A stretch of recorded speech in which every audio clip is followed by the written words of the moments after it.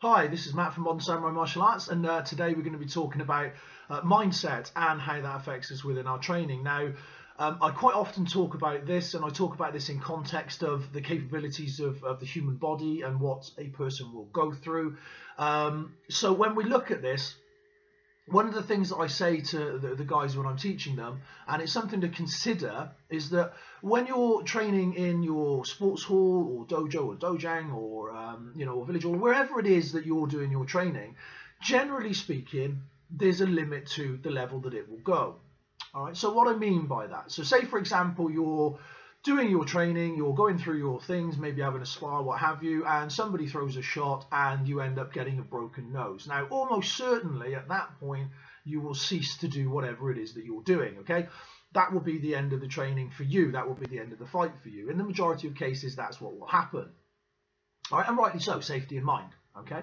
But then if I said to you, imagine it's like 3 o'clock in the morning. You're in bed, your significant other's lying next to you, your small children are in their bedrooms, and you hear a noise. So you get up, you go out to see what the noise is, and there's this strange guy on the landing in your house, right? That guy then starts to physically attack you and breaks your nose. Okay? Now, are you going to stop at that point? Are you going to say, oh no, I've sustained an injury, that's it, I'm not going to fight anymore, okay? Or are you going to carry on regardless of that injury? Are you going to fight through that pain?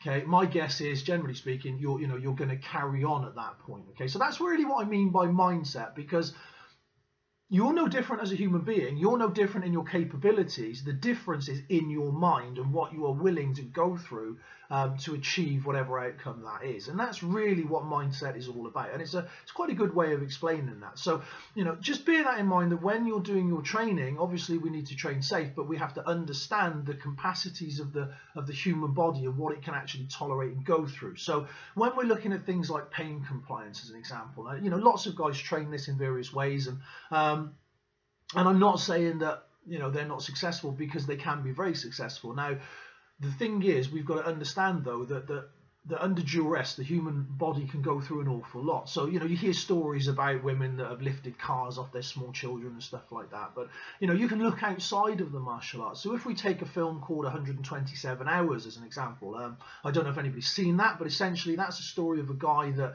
was out hiking on his own and came a bit of a cropper and got stuck. Now, he ended up sawing his own arm off with a rusty penknife.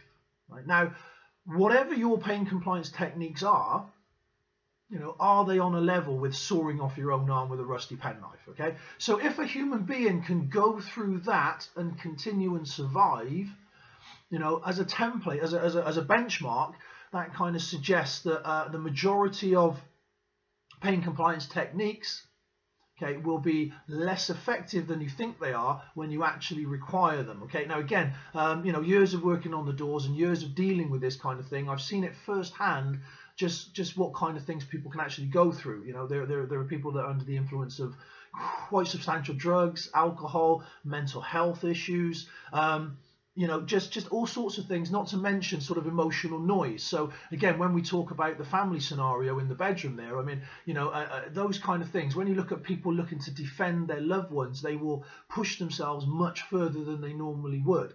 And then when we look at that as a mindset, that's the kind of mindset that we want to try and engage into to bring out the best in us and our training.